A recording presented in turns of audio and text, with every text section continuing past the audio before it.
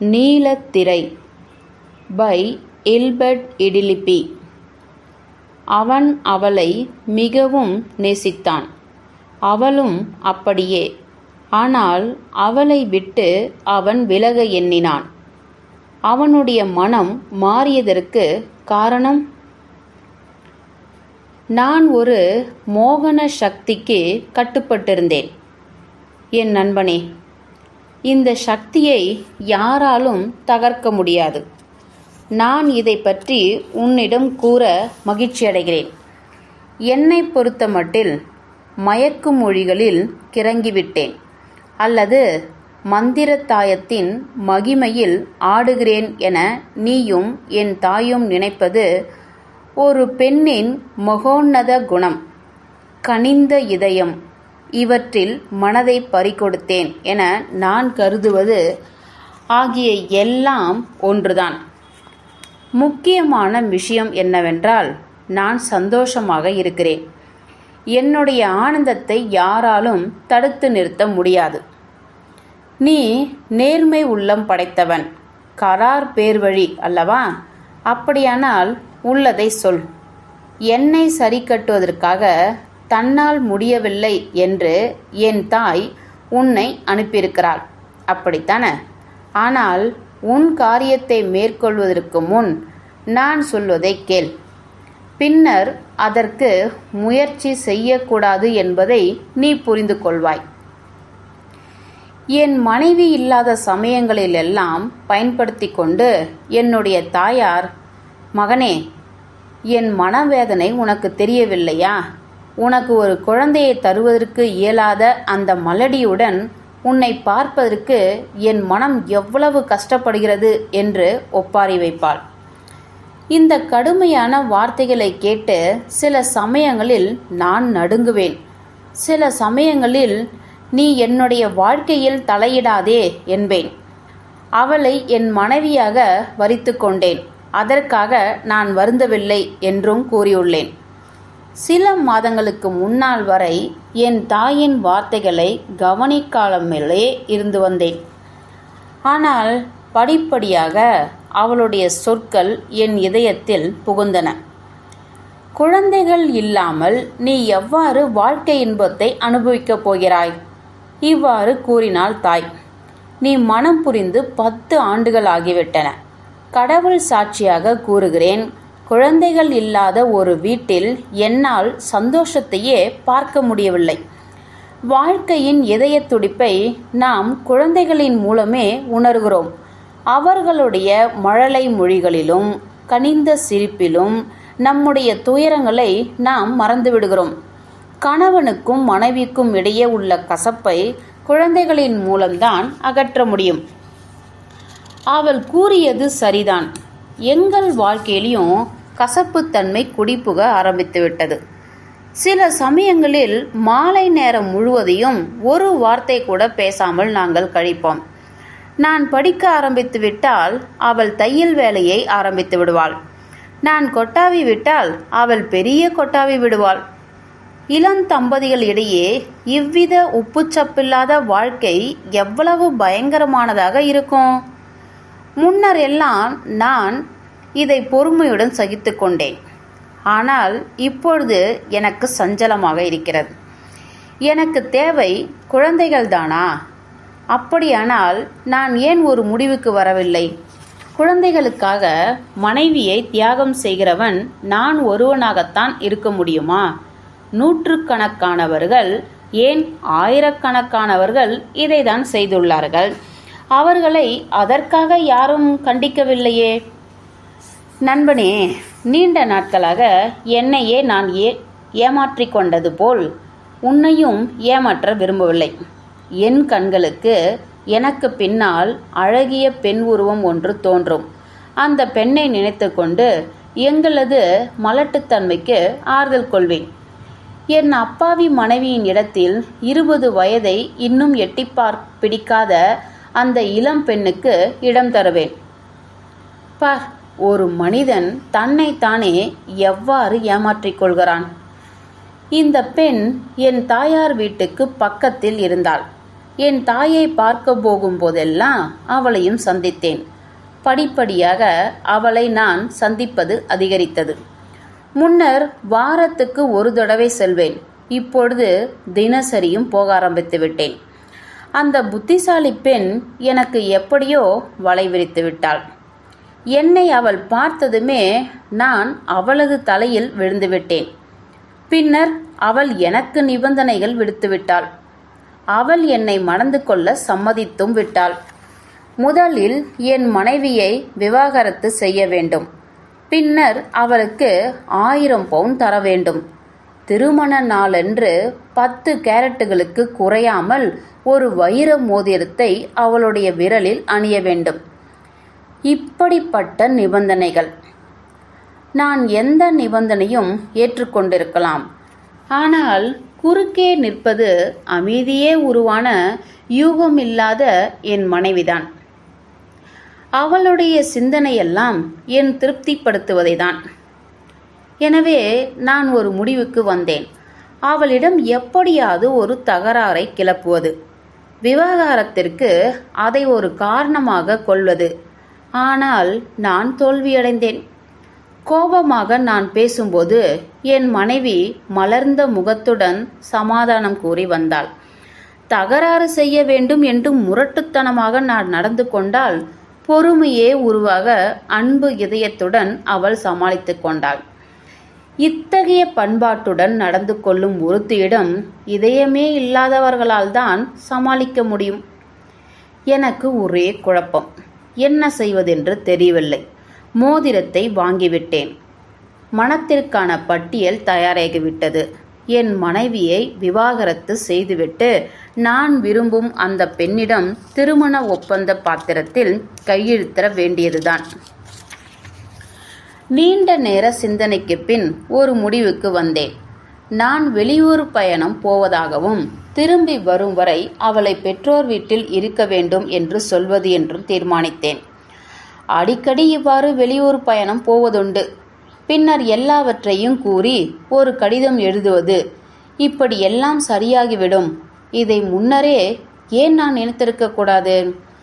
மறுநாள் காலை வழக்கம்போல் என் மனைவியிடம் பேசினேன்.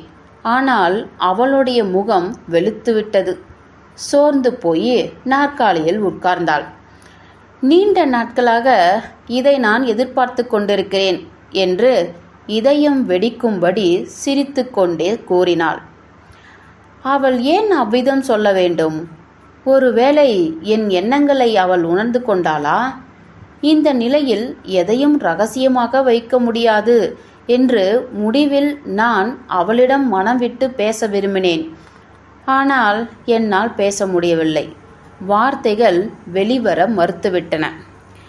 அவளுக்கு அருகில் இருந்த நாற்காலியில் அமர்ந்தேன். எங்கள் இருவரில் யாரும் பேசவில்லை. எத்தகைய இக்கட்டான நிலையிலும் புகையிலையின் உதவியை நாடாத நான் சிகரெட்டை எடுக்க சட்டை பையினுள் கையை விட்டேன். என்னுடைய விரல்கள் முதலில் சிறிய வெல்வெட் பெட்டியை தொட்டன. நான் ஒரு முட்டாள். அந்த மோதிரத்தை சட்டை பையிலே வைத்திருக்கிறேன். பிடிபட்ட குற்றவாளியை போன்ற உணர்வு எனக்கு ஏற்பட்டது. ஆம், அவள் மோதிரத்தை பார்த்திருப்பாள். அவளுக்கு எல்லாம் புரிந்திருக்கும். என்னுடைய மனைவியை நான் பார்க்கவில்லை. அவளுடைய கண்களை பார்த்து நான் பயந்தேன். அவள் சிற்பி செதுக்காத சிலை போன்றிருந்தாள். ஆழ்ந்த கவலையோடு இருந்தாலும் கூட அவளுடைய ஒவ்வொரு போக்கிலும் தன் மதிப்பு எதிரொலித்தது. நாற்காலியின் கைப்பிடியில் மெல்லிய இதமான தன்னுடைய கைகளை வைத்திருந்தாள். கை விரல்களில் ஒன்றில் திருமண மோதிரம் டால் அடித்தது. அவளுடைய எண்ணங்கள்தாம் என்ன? அந்த நாளில் அவளுக்கு முன் முழங்காலிட்டு நான் அவளுடைய கைகளை முத்தமிட்டு மோதிரம் அணிந்ததை நினைவுபடுத்தி பார்க்கிறாளா? அன்று நான் அவளை ஆலிங்கனம் செய்து இந்த உலகத்திலேயே சந்தோஷமான மனிதன் நான் தான் என்ற உணர்வு பெற்றேன். திடீரென்று அவள் கண்ணீர் விட்டு அழுதாள். என்னது? நான் கவலையுடன் கேட்டேன். நம் வாழ்க்கையில் ஆனந்தமயமான நேரம். இந்த நேரத்தில் நீ அழுகிறாய் ஏன் என்று கேட்டேன். நடுநடுங்கிக் கொண்டே அவள் பதில் சொன்னாள். நான் உங்களை எவ்வாறு நேசிக்கிறேன் என்பதை நீங்கள் அறிவீர்கள். இந்த மோதிரத்தை அணியும்போது எந்த அளவுக்கு நான் பணயம் வைக்கிறேன். ஏனென்றால் உங்களை விட நான் வயது அதிகமானவள். நான் ஒரு கசங்கிய மலர், ஏற்கனவே மணமானவள். எங்களுக்கு குழந்தைகள் இல்லாததால் என் கணவர் என்னை கைவிட்டு விட்டார். ஒரு நாள் வரும், அன்று நீங்களும் என்னை கைவிட்டு விடுவீர்கள். நீங்களும் இந்த மோதிரத்தை ஒரு நாள் என் கையிலிருந்து பிரித்து விடுவீர்களா? அதை என்னால் தாங்க முடியுமா? அவள் பேச்சு என்னை ஒரு கணம் உலுக்கியது. எனினும் மனதை திடப்படுத்தி கொண்டேன். அவளுடைய கழுத்தில் என்னுடைய கைகளை போட்டேன். இந்த உலகில் என் அன்புக்கு பாத்திரமான பொருள் உன்னை தவிர வேறொன்றும் இல்லை. என்னை புண்படுத்தும் இது போன்ற வார்த்தைகளை இனி கூற மாட்டேன் என நீ சத்தியம் செய்ய வேண்டும் என்று ஆறுதலாக சில வார்த்தைகளை சொன்னேன். ஒருவேளை மேற்கண்ட அந்த காட்சியை நினைக்கிறாளா? இழந்து போனதற்காக அவள் ஏன் அழவில்லை? என் மீது அவள் ஏன் கோபம் கொள்ளவில்லை? என்னை ஏன் அவள் திட்டவில்லை? அவள் மௌனமாக இருந்து என்னை சித்திரவதை செய்வதை விட வேறு எதை செய்தாலும் நான் அதை பொறுத்து கொள்வேன். அப்படியே அவளை அள்ளி வாரி அணைத்து என்னை மன்னித்துக்கொள் என்று கேட்க நினைத்தேன். ஆனால் என்னை அடக்கிக் கொண்டேன். தாயார் எச்சரித்த தாயத்தின் மகிமை என நினைவுக்கு வந்தது. அது எங்கள் வாழ்க்கையிலேயே மிகவும் கஷ்டமான ஒரு கணம் என நான் உணர்ந்தேன். கோட்டை எடுத்து மாட்டினேன். காரில் ஏறி வெளியே கிளம்பினேன். என் மனம் போன போக்கில் ஓட்டிச் சென்றேன். எனக்கு ஒருவித காய்ச்சல் ஏற்பட்டது போன்று உணர்ந்தேன். ஏதாவது ஒரு விபத்து ஏற்பட்டு இறந்துவிடலாம் என்று கூட நினைத்தேன். ஒருவாறு சுற்றிவிட்டு சாப்பாட்டு நேரத்தில் வீட்டை அடைந்தேன். வீட்டிற்குள் செல்வதற்கு ஏனோ தயக்கம். கடைசியாக கதவை திறந்தேன். வீட்டிற்குள் எல்லாம் பரிசுத்தமாக இருந்தன. எல்லாவற்றிலும் ஒரு ஒளியை கண்டேன். தரை, சுவர், ஜன்னல், கண்ணாடி யாவும் புத்தம் புதியவனாக இருந்தன. மேஜை மீது புதிய மலர்கள் மனம் வீசின. உண்மையிலேயே எல்லாம் வசீகரமாக இருந்தன. அவளால் இத்தனை அழகாக வீட்டையே இன்பபுரியாக்க எவ்வாறு முடிந்தது? அதுவும் ஒரு வேலைக்காரன் கூட இல்லாமல் தனியாகவே எவ்வாறு செய்து முடித்தாள்? பேரிடிக்கு பின்னுமா இவ்வாறு செய்து முடித்தாள்? ஒருவேளை புதிதாக வரப்போகும் சக்களத்தியிடம் தான் ஒரு முதல் தரமான இல்லாள் என்பதை காட்டுவதற்காக இருக்குமோ? வாயிற்கதவின் பக்கம் 2 பெட்டிகள் இருப்பதை கண்ட பின் என் ஆச்சரியம் பூர்த்தியாகிவிட்டது. எனவே புறப்படுவதற்கான ஏற்பாடுகளை செய்யக்கூட அவளுக்கு நேரம் இருந்திருக்கிறது. திடீரென்று இன்னொரு வழியாக அவள் வந்தாள். பழையபடியே வெளுத்த முகந்தான், வருத்தம் தோய்ந்த கண்கள். என் முகத்தை பார்க்காமலேயே கனிவான குரலில், என்னையும் காரில் அழைத்துச் செல்கிறீர்களா என்றாள். நீ விரும்பினால் அழைத்துச் செல்கிறேன் என்று நடுநடுக்கத்துடன் கூறினேன். பின்னர் பெட்டிகளின் மீது பார்வையை செலுத்திவிட்டு என்னை பார்த்து, அவற்றை நீங்கள் எடுத்து வைக்கிறீர்களா என்றாள். ஓ, நானே எடுத்து வைக்கிறேன், நன்றாகத்தான் இருக்கிறேன் என்றேன் நான். ஒன்றும் பேசாமல் நான் பெட்டிகளை எடுத்து காரின் பின்புறத்தில் வைத்தேன். நமக்குள் இன்றுடன் எல்லாம் முடிந்து விடுகின்றனவ. இது மிகவும் சுலபமான காரியம் தானா என்று எனக்குள் நினைத்து கொண்டேன். என் மனைவி மெதுவாக வெளிக்கதவை சாத்தினாள். அந்த வீட்டுக்கு கடைசி வணக்கம் செலுத்துவது போல நீண்ட நேரம் பார்த்துவிட்டு காரின் பின்புறத்தில் ஏறி அமர்ந்தாள். வழக்கம்போல் உட்காரும்படி சொல்ல நினைத்தேன், ஆனால் சொல்லவில்லை. இனி தொடர்ச்சியாக நடக்கும் சம்பவம் இல்லை அல்லவா? நடுங்கிய கைகளுடன் காரை ஓட்ட ஆரம்பித்தேன். அவ்வளவுதான், கை நழுவி கீர் தவறியது. திடீரென்று கூக்குரலிட்டு அவள் என்னை நிறுத்தினாள். சற்று பொறுங்கள், ஒரு கணம் பொறுத்து கொள்ளுங்கள்.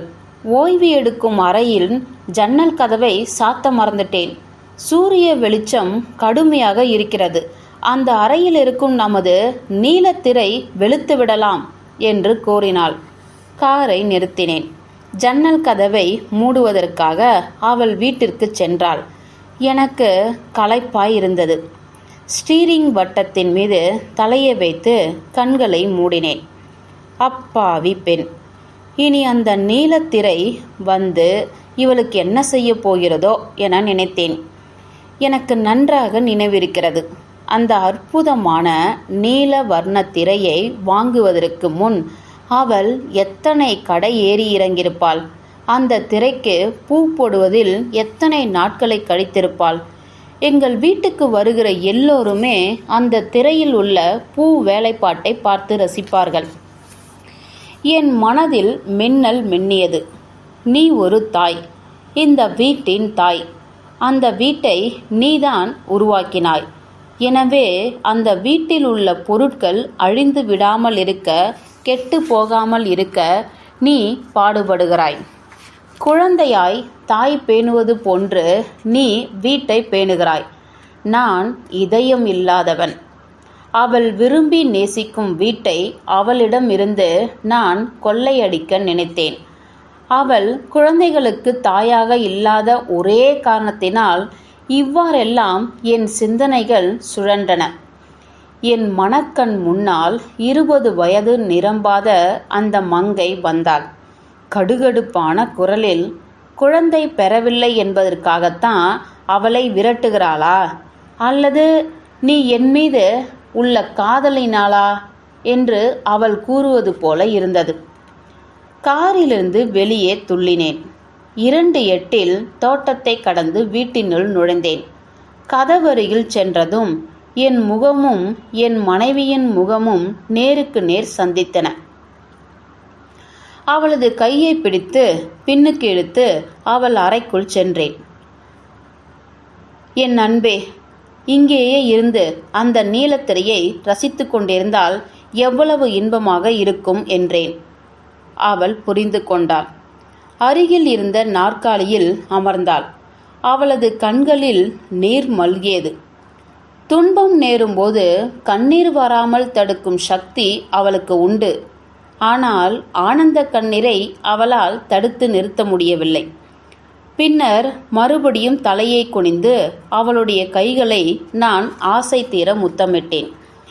என்னுடைய பையிலிருந்த அந்த வைர மோதிரத்தை எடுத்து அவளுடைய விரலில் அணிந்தேன். அவளுடைய கண்ணீர் துளிகள் என் முகத்தில் விழுந்து வெதுவெதுப்பை கொடுத்தன. அடுத்த கணம் ஆச்சரியமான முறையில் என்னுள் ஓர் உணர்ச்சி எழுந்தது. தலை மீதிருந்து ஒரு பெரிய பாரம் இறங்கியது போன்று உணர்ந்தேன். கடல் நீரில் மூழ்கிய ஒருவனுக்கு கடல் அலைகளோடு நீண்ட நேரம் போராடிய பின் கரை சேர்ந்தவுடன் ஏற்படும் உணர்ச்சியை போன்று நானும் உணர்ந்தேன். எனவே என் அன்பு நண்பனே, நான் ஒரு மோகன சக்திக்கு கட்டுப்பட்டுள்ளேன் என்பதை எல்லோரும் உணர்வோம். இதில் நான் ஆனந்தம் கொள்கிறேன். அதை தகர்க்க நான் யாரையும் அனுமதிக்க மாட்டேன். முற்றும்.